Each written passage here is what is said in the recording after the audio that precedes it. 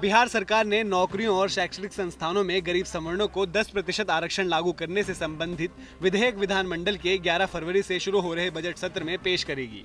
मुख्यमंत्री नीतीश कुमार ने बुधवार को उच्च स्तरीय विमर्श के बाद यह आदेश दिया। राज्य में गरीब सवर्णों को 10% आरक्षण का प्रावधान लागू करने के लिए अलग से अधिनियम बनाना आवश्यक है। इसके बाद मुख्यमंत्री ने सामान्य प्रशासन विभाग के अपर मुख्य सचिव आमिर सुबहानी को विधेयक का प्रारूप तैयार करने का आदेश दिया।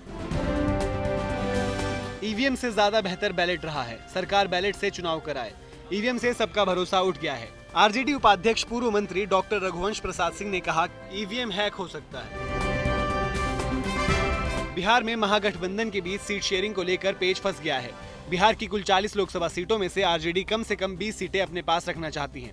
बाकी बची सीटों को सहयोगी दलों के लिए छोड़ रही है। वहीं कांग्रेस 12 सीटें मांग रही है, पर आरजेडी उसे महज 8 सीटें ही देना चाहती है। हालांकि आरजेडी अध्यक्ष लालू प्रसाद यादव ने सहयोगी दलों के नेताओं के साथ मुलाकात के बाद ही तय कर दिया था कि 14 जनवरी मकर संक्रांति के बाद सीट बंटवारे का ऐलान कर दिया जाएगा। लेकिन कांग्रेस के 12 सीटों की डिमांड के बाद मामला अभी तक तय नहीं हो सका। कांग्रेस अध्यक्ष राहुल गांधी 3 फरवरी को बिहार में पटना के गांधी मैदान से 2019 लोकसभा का चुनावी बिगुल फूकेंगे। माना जा रहा है कि राहुल के बिहार दौरे के बाद ही महागठबंधन के सीट शेयरिंग की औपचारिक घोषणा की जा सकती है। बिहार की मुंगेर सीट को लेकर बाहुबली विधायक अनंत सिंह और जेडीयू के बीच बयानबाजी जारी है। इस कड़ी में जहां अनंत सिंह ने अपने इलाके में रोड शो कर शक्ति प्रदर्शन किया था, तो जेडीयू ने अनंत को उनके घर में ही पटखनी देने की कोशिश की है।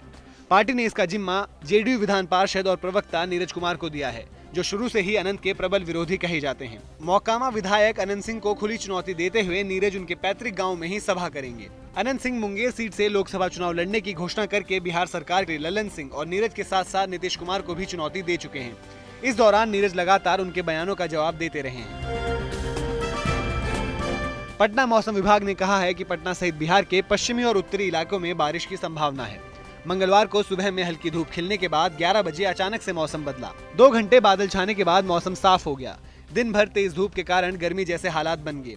राजधानी का अधिकतम तापमान भी सामान्य से 4 डिग्री ऊपर चढ़कर 26.8 और न्यूनतम 2 डिग्री ऊपर 11.4 डिग्री सेल्सियस रिकॉर्ड हुआ है।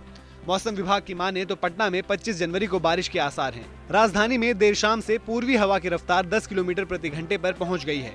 पश्चिमी इलाकों से आ रही नमी के कारण सिस्टम लगातार मजबूत होता जा रहा है। दोनों हवा के टकराने पर थंडरस्टॉर्म विकसित होने की संभावना है। इसी कारण बारिश होने की संभावना है। ब्यूरो रिपोर्ट, बिहार तक।